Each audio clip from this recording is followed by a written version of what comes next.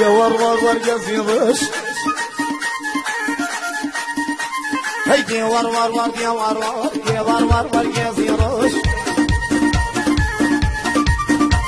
هيدا السربة غاي برسي فوق شرقي وطلع وقشقش ورا تسخرة السيف ثانية ويا غلوغش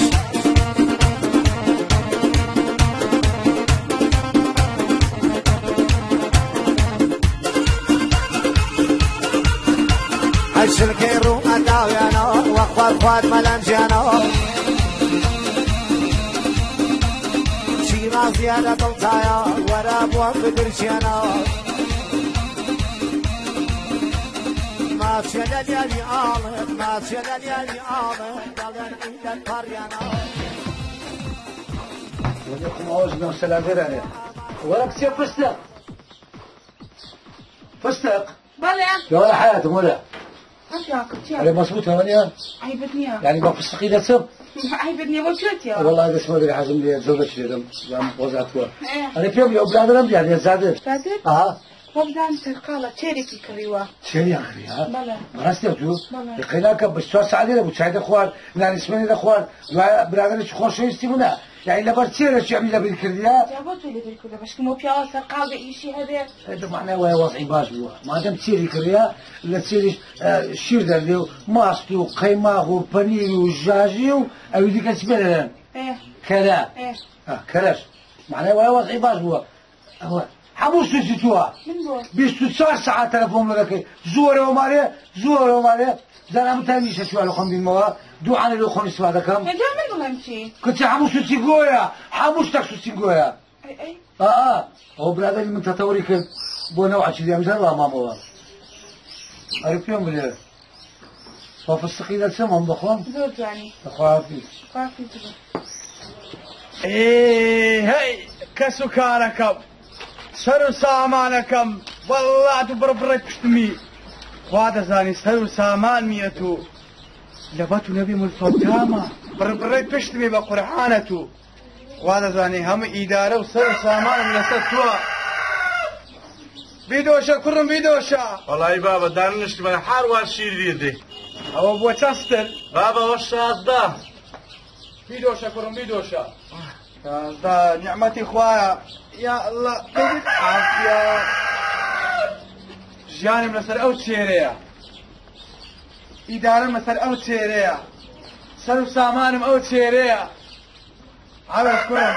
يا بابا اتو بيدوشا ايوا دايدوشن بابا جير نابي نازان مان دي بو تسيا يجرو بربري بشتما كرم جان تسلت تدابو والله مقسم تسلت تدابو بابا وش هذا نعمتي خوايا بيدوشا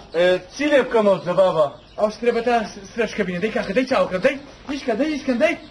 يا الله ستريش برا قالوا تبي ما شبايبا وقدرش من اخو انا ودانك سوبر سيتي يا الله اوف لو باي بزياد كرم تزانم ماندي بس انا كاسبي شعرار بانيا تكون الاخوي بس بابا قلبنا صار ولا شيلي ملو بازار بابرنا كرم اقال لي بو اري والله ما قادر من زواج كردو بابا خير والله قلت بين او شيء بس بدنا من مدنا بازاري اذا كرم اما شيلي ده فلوش هل يكش مشتري هبو اما ده فلوش نبعي لا كمان سنه اقلنا هيك تشبكين بمحملي باش ترى اما الناس بردك راح توزعينك زور الاخوي بزياد كرم كيف اتو بارا مارا نصفت كيشيا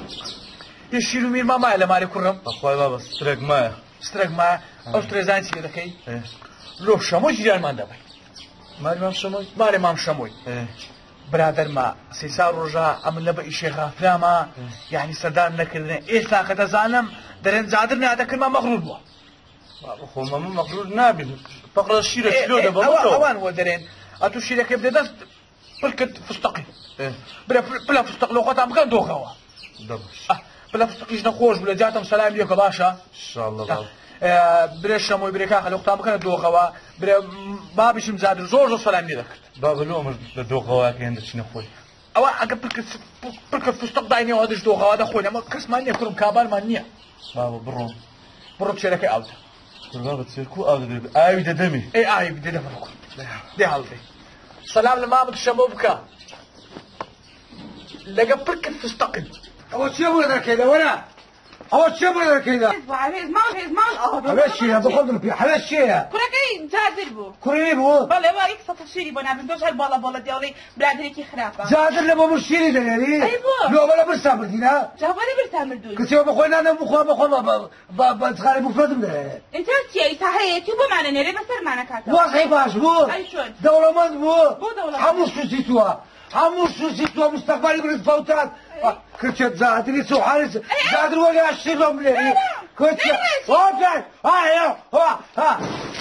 أو سيرة أما بيرنا خوش شيء ملي يقولون بروجير دي زادر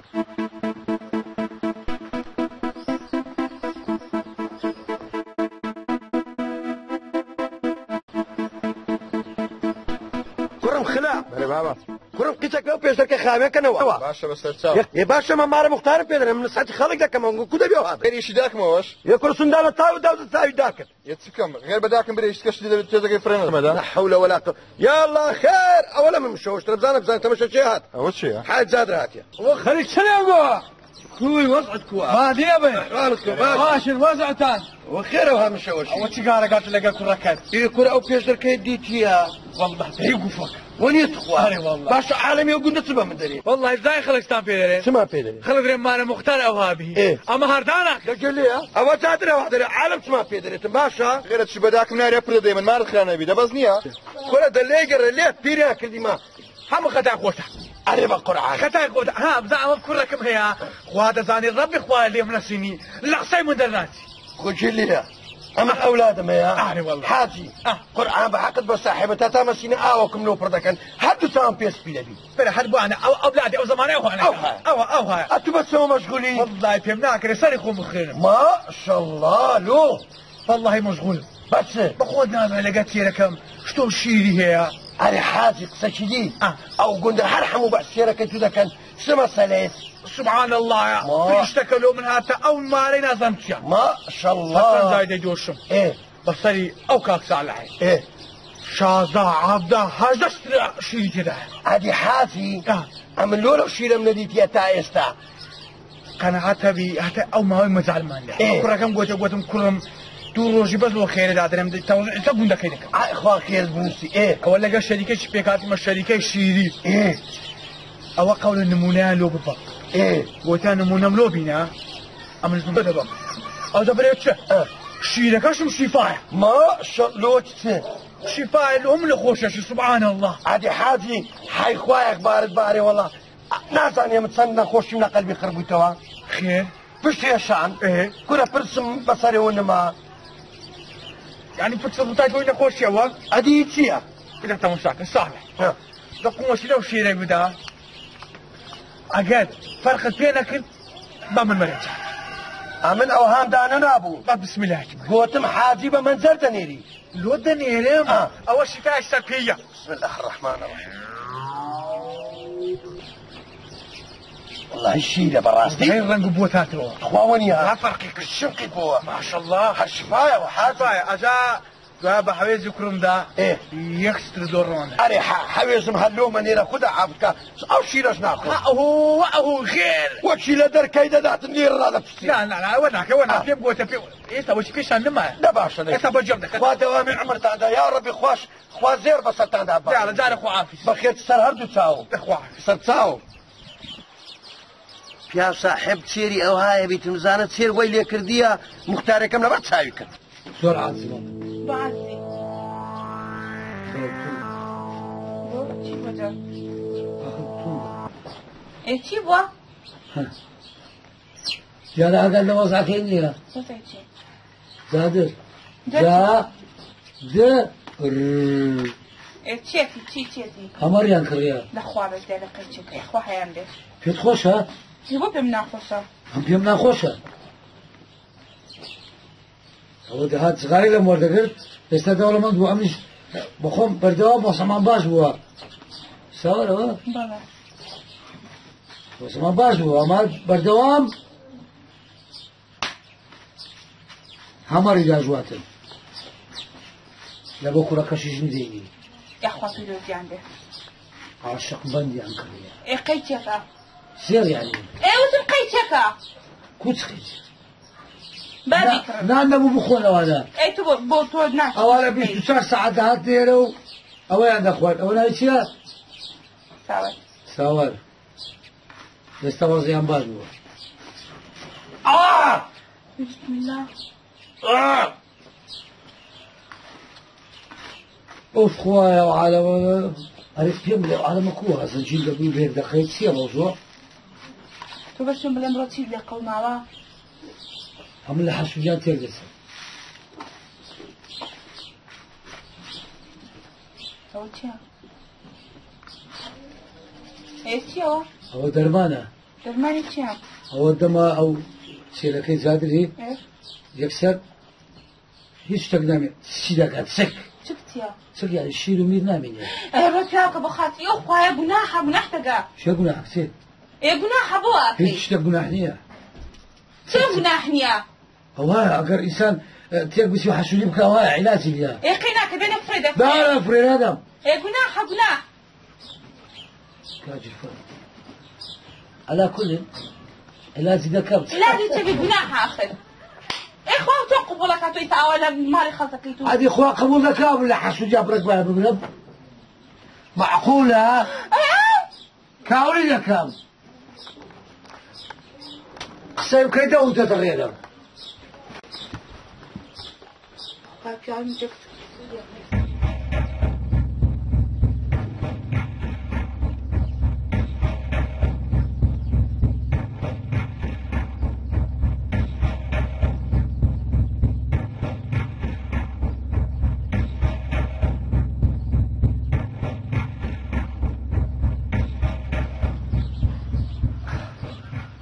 هذا بحياتي خد زاد الشرينا بنيوه سشيكت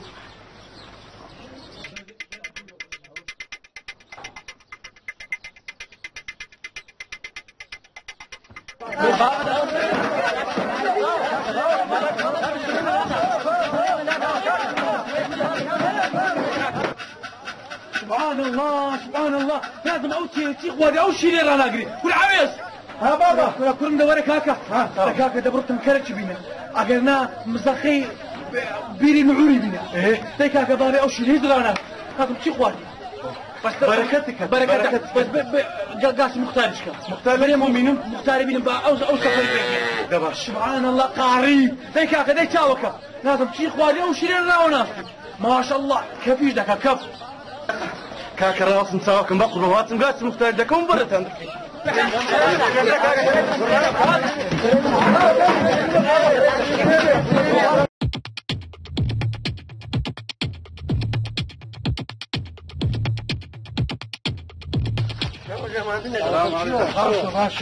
والله ده سماري زادري ناس عم تصير كثير هاتيه ونفسي هذا والله أو على أيوان ها أنا بارقي لحد صدري بس يعني خد تقرب صديق والله حسب أتراوى سرا شو غادي هو جال الشركات تشكر يا والله ناس أنا مشكلة أنا أبغى سالم أوين ناس دبابتي أبغى حزة كم يوم دبر بار شو دبر ذي أبغى بروح بس كل هاجم دبر ذي أولا ناس موضوع شيء ناس الشركات تشكر يا كل بس رجال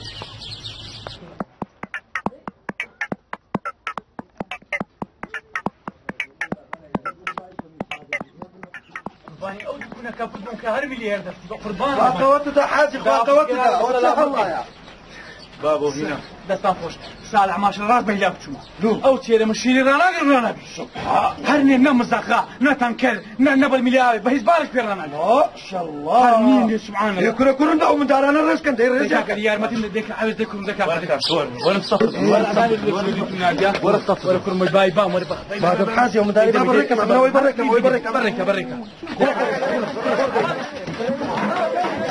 يكون مش صرت وكم خواردي اشتان تو شرف الصالع لو شر الشيري وقت صرت وياها وما كحاز هذا المورتين مختاري تسمير كم ولدي كل شيء قوي بروما من وقت يا دنيا عاوز كاك بكرم باع والله بابي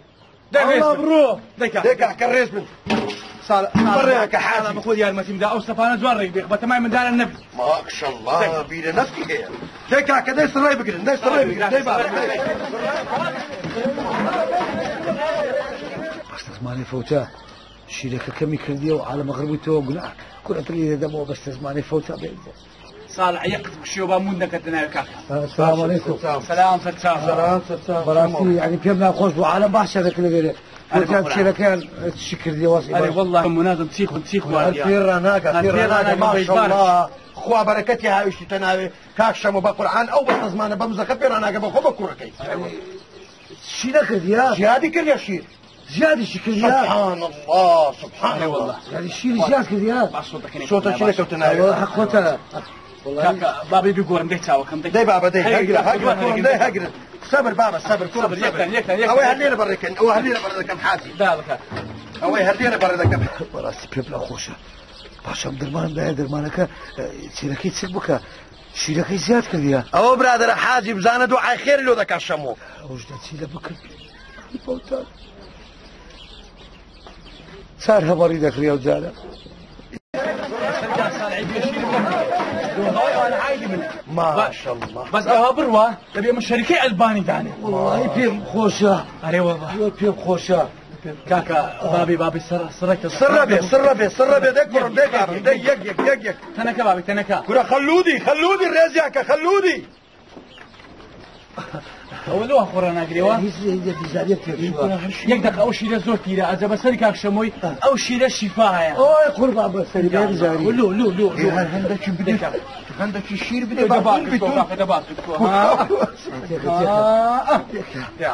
بابي ديكون بابي خلودي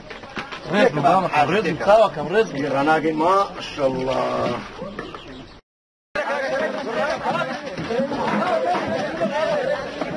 كاكا وفرقوا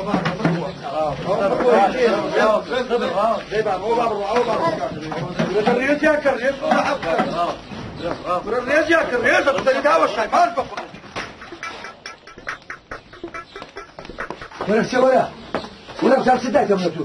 لا تجاتي سالم ده فيتامين زايد من سيركان دخل سالم ذكرى أول شيء هذا الشيء زاقيتها كتب راسته لا تبغى حسودي كتب حسودي ما أقدر ما ندلو قريته لقيتها أو كابرا وصي باش تلمو جاوزتي باشتر بتوسي كو حسودي ذا كمان ما حسودي استاذ زايد ذكر سمع عادي ذا فوشن استاذ اسمك مختار يوم انت شكلي مختار سيرش ذكر شكلي سيرش ذكر بوش تاتي شيء والله ما قبلت خد خدمتي كنت يا بابا سيرش ذكر ولا دقيقة زارك يكبر من الشيء وبريد مالو بيت اخواني جابك لا من خدمتي هناك ما باخذ خريجي خدمتك ينصش لو عمل شيء بخير لك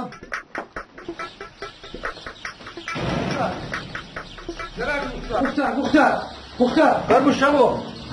السلام عليكم سلام بخير بخير بخير شمو سوا كم برك ما يشيت وارجو خير والله كل وقت مختار عارض باشي سوا كم جالس بحلازك مختار لو عارض ما ذاك حمود فروش ما يخوف خير عارف هذا كايس لو دما كل حلازك ممكن جالس حزك ما تسيرك ممكن تسير اي باشا اجدوها بشوف كم شو جدابم أو تعذرني هذا أنا مخوا ترمي لك أبو دعاء تخوار تسير شكريا ويتابع اليوم يقول كاك هذا ده موضوع تصدق زاد زكيت لبابن تسير لك من بيانكي تسير لك من بيانكي والبيدو شوب شيري اللي بيت خواري باشا فارم هذا شو فارم ليه بس عردو مرد من لو بفرش نو تعال كم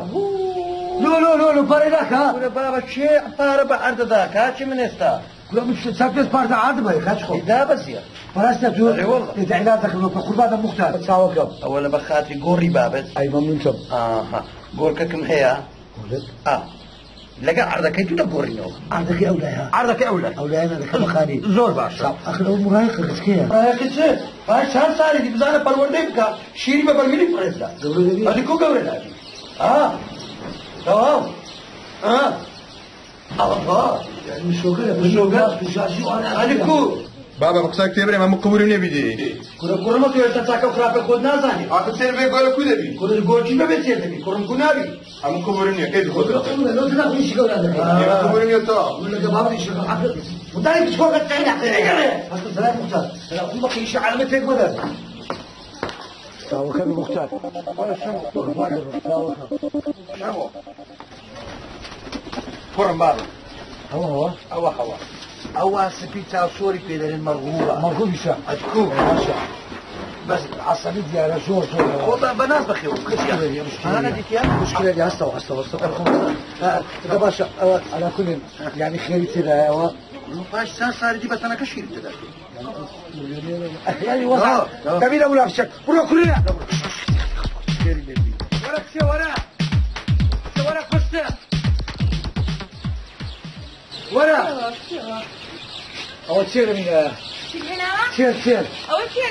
لو تشير بشيله ها برافو خير هاي تقريبا أو بتشكريتا فرست جو آخر بتشكريتا شو هذا من منافسة جديد كمبيوتر مدير الوقت جور باش هو إيه أنت تدرسي أول شيء بدا قالوا لا ده وتحط ربع فين صاليتر أوا بله كو برست جو إيه وتعطي صاليتر بتشبه شو عندك رباب كده برست يعني مختحين يا بخليها توصيلي كهلا خوتن قدرات باش قيمتك تقول لي أول خوتو سكري شيء أبو سلم يشال بس وتزاج لا بخليها برو زيت يا مختار بوق على ترابادي برستها والله يا ليلى خدي مختار يقينا خذ فين صاليتر وكيف تشيل ده إذا باش السفر العلاج لا طلع بونا تبدأ بالبيبي ده أو بدأ يعني ها تستكي في بشر أو إلى ذكرى تو بس زعل شي دي قوم يا تستني بريك شوا ده برو ده برو ده بابا برو ده بس عادي شقة كده حلالة ما تبغى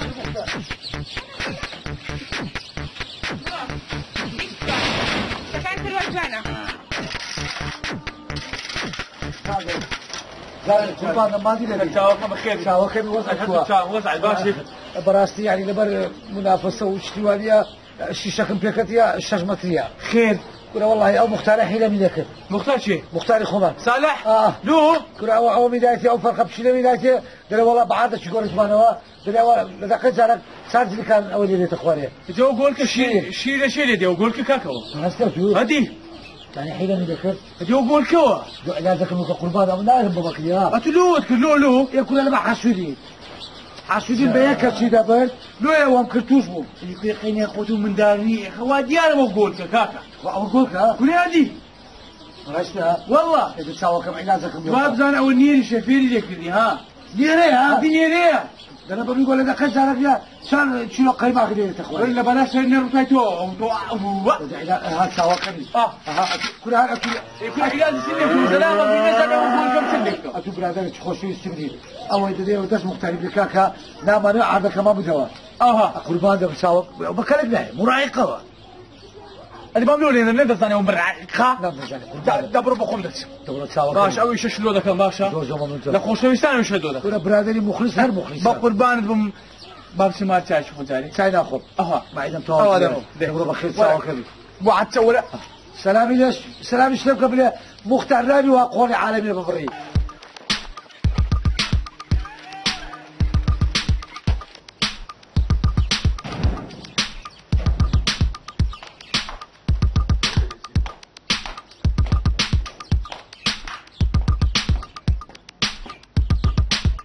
عليكم وعليكم السلام ورحمة الله وبركاته حاجي بخير بي صالح عليك عاطسة خير توا وليت رب ما وي سمعتك لمن قول كشيني اقول صالح عليه مرنا قلت قلت ما قول كتيا دري بعارض ما قلت صالح باش حاجي خير عتوها عم الشوشين ولكم مشوشنا بمار كاو النبي حسن بنك خواي بينا دواياتو او شينا عاده شمو بيغباره دنا او عاده بحركة بيكاتو تورو سرق ساتو بنزا قول شواف ريدا باشا عتو خير وعم الشوشيقة غير حسوديات نبي وخوام العصودهم بحق قرآن حاجي اتقول ككتابة بكتشرش كشلو قلنا او سانا نيلا كمان دوا قول كده تقولك نيرا نير كولدي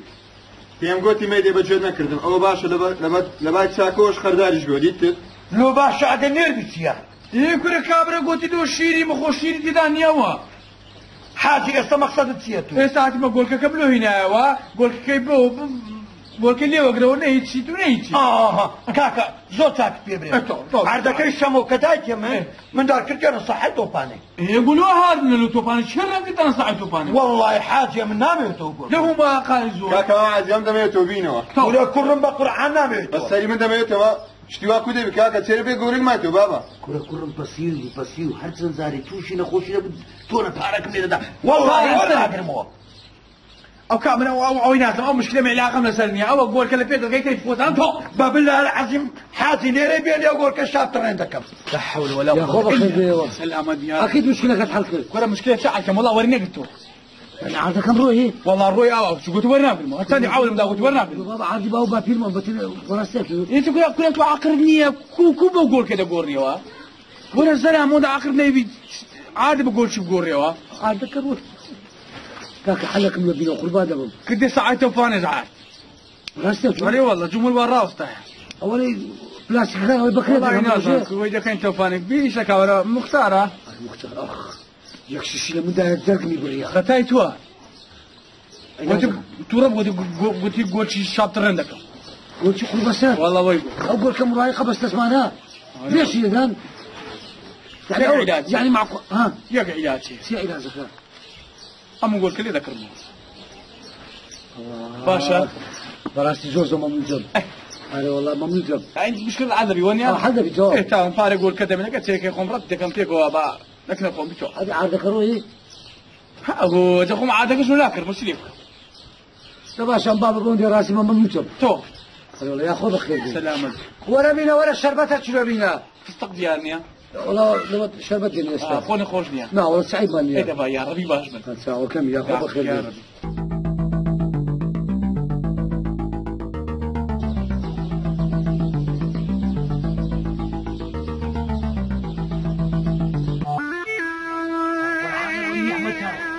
تيري نقول لك بيك اتينا او بدك تيري كم شيء زياده حميس ولا حميس هذا ولا كل ولا بزعنا كل مربوط بنا وانا بيك واحد يا اخوي بس زيادة هذا بريت سه تيري كم شيء زياده يا اخوي بس زيادة بابا خيري تدا وكريماني خير ازاي سكين بري يك معمل الباني دادني لتشين در هلا قولي خومات تباش شركي البان يعني أزارة بيم ندى بين السيري هذا دانوسين كومبانياي عادي زاد يا اخوي بس زيادة برو بتم خير شو كم بابا وقتي خيرين شر درتنا نبو كرم خلا بله بابا ولا بابا وادم لا ولا كرم ولا بله بابا خير وراس كلهم كرم ما عندي نبي خير بس سلام سيرك وصلي كوا والله لو بري خلافيه كوا كرو يك شيرنا لو والله تدزاني لبرت غير قول كل برتوان يقول كرم ما قول كك قسمتي يا استابو اورو شو ريخوي اتوال زارك بجيم لك يا زار دك فيهم قلتي او قول كي مفروشه ايش تبكي والله بجيم لك بروبينو روبين مو كلا بروبينو بينيو فوشي دبي معناها امن بتسم تنازل بحاجه بكمو قول كك شدي بسيمو قيدي اتو مختاري قنديني ايه با مختار بابي ودك دبي تسبرو بركاك تسير كمان دنو تاو كل بقران اقرب قولو بسكينيا معناها هو بتسم باشا بس برو لكن عايز زادري لك الشمونيه ها بري وش مو دبي لبو استفاده شخو مساعد لبو استفاده شخو نبي اقول كي جراوه ولا اذا الدنيا ورم مصلحه بجيم دك تشبرو مصلحه اللي قوي برو لي وبرو خير ده باشا كرم من وقت مكني برو خير باشا بابا ما قولت حاجي عفوك يا ربي على وضعك كوي باشي والله فوتام حق باي اخوي باشي اخوي بس كوي وليوها ما شو شيء انا ايش شنو كاكا ولا بو ايش خير هاتما بقول هالسالع شي كم بميدا كوي والله شي ما هو من ابو تيجيناتي هذه خير كاكا يبو قول كاكا هاتما قولك لو بيوا اري والله درم قول كاكا بديوا هذه ابي الرجاهاتم إيه؟ او ان اللي تفرموا او ان قلت من بخاطري من لو كاتي تورقت وصالح بقول انا اقول كيف او تايبه من كتيا فتباز بيني بقول ايه ده بده فهم او ذاك بابي بيه امن اجل قول كاكينا بمو عائله كشمي تدسيتن هذه لو كاتي عائله اللي تقدر تشوف هنجي استا من دارنيا إيه؟ بروابك حاجي مش خوم بقول كاكوي دفينا إيه؟ والله والله هيك هاك صالح إيه؟ سشبه وبراي خذ زانا ام نقول كم لشمو كريو كويا والله بيكاتي كل ذكرته والله وحاجه بيكاتي نيسا كشقول كم لقيت سيره كم مربوب يعني بيكوت مشكله يعني او صدبي او تشي او قول كي امن هرب بمو بخوي دانا ويني كاك صالح هذا مكريت الناس شو اسمه حاجي قازان زد دلمي كاك قازان زمناوي امن منتم بقازان زيتونيا امن يسيك كبي ايش عملات دكيتو ايش عملاتي دكي كورة حاجة متسنيش بكم لاعب محترم اي والله ايسا عملهم ده لو تشيركم بس تلو مترام بششتو عايز يكون بيلاك شو معناه قول كم نادي وا ما انا ولا انا وني تشاوك ده ربي خير لنا بني حاتي والله انت مشكله دنيا ده ربي خير لنا مشكله دنيا حاول اشكرهم دورة كاكا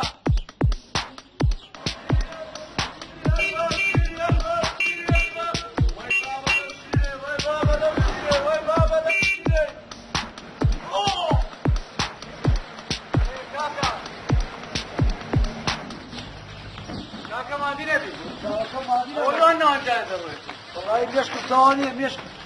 كيف شو تمام وضعك والله شكتير ما تكوي والله باشي كرم راس ترشيلة شنادي قناع لا ما من هيتبال اخوات هيتبال انا ماشي ان شاء الله معمولة شو هذا كينو والله ان شاء الله قبط الساقي قيتك سلامت بي وسعك ورايا والله باش الإدارة كذا صورة لأخوي بزيادة هذا ان شاء الله راس سيري شارع نعم أو هزارة شو نعم هي لأخوي بزيادة هيناك نعم زورة بقرا نعم ستساوي سيري الباس الحمد لله باشا هي واري انا شي باش ما يدم يا باش تساوي كبير باشا يوستان بي سلامت بي كوبانيا شيري البان كرم هاواركا كوبانيا شيري البان وابدا برشيمانية خداورتي وين يا خداورتي ها كان لهم بخيني وانا غلطت نفسي شي حاجي زاد تو كارجي شي حاجي زاد تو يوستان بي تشاو وابدا شيري البان سيرنا بيدنا شيري البان كتشي ورا تو قبل فوتران ورا زي تيلا هتاكر بوكو كل سكيب ومليونير بيكم يا كريه معمر يا انا شيرتو زياده كريه هر هيستك حمو كارغا كاريج دكا بواسوي عادروي قولك روي عادي باب مروي فوتا كتشي خطاي توبو بس خد هذاك سير كيزو منو كي سير خد هذاك عبد فوتان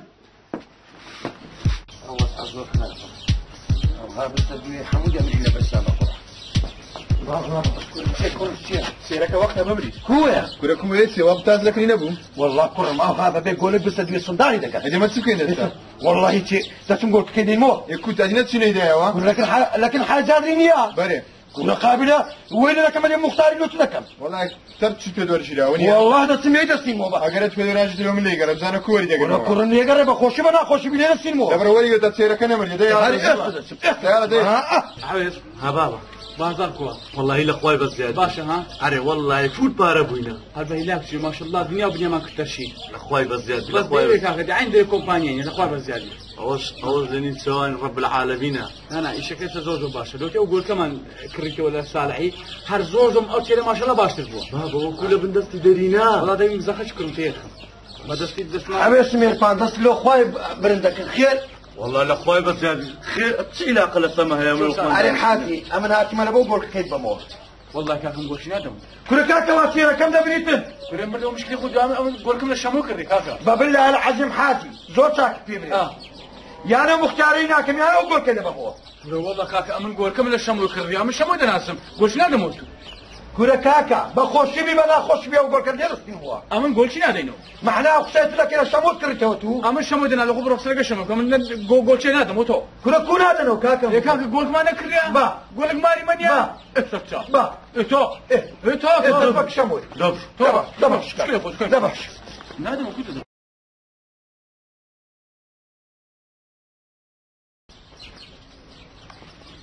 شمو كاكا ما عندي نبي ما عندي ما بيرجعني ما عندي ما لو عن سمو ذاك كاكا من هاتي مو زير رقم ديو زير رقم اما ابو جو تقوارشي فستقيم فروش طالو كورا قول كاكا يدرم حاجي لبندسي تدري هنا خدا عافدك ايه بردي سيلا وكان ايش تم قول كم ديتو كذا تيتو خير تدمي ايه باشا انا ما الى وردنا غير كورا حاجي زاد القوتم دا خوتي لبن زمدان شارتوا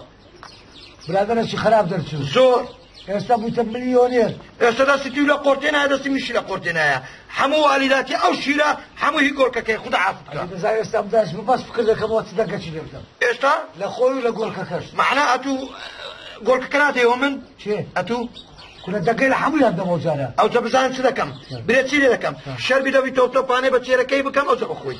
بحر دوشان بحر دوشان كل ما هر دوشان دفوت او زامن وادر الشمو تقول بخير سي يلا زي خوافيس انا جيب لي بقول كاكا سلو بيش كاكاش زياده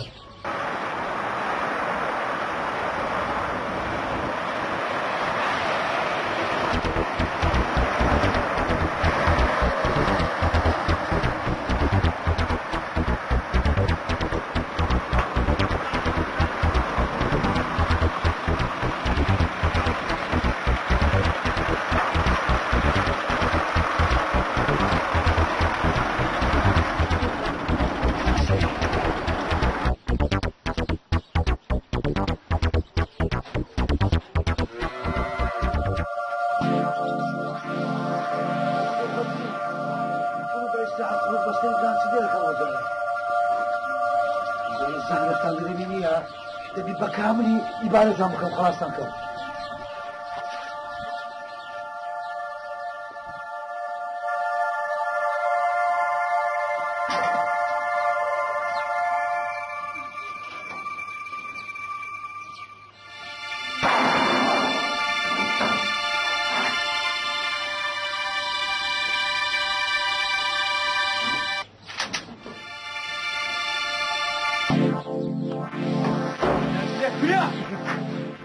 هي نارسا هي بيع احترام وتستخيري لا لا هي تربية لا اما دغشي منيما تيركم نجي خم نواندي لسسي سمي بخوم لا اخور نسليما تيركم زولكم خوش دي لبو خدمتم دكا خونات بتشالي بكم خونات هيز دكا تشبايم بس لوم رون بوا تو برادري بي وفاي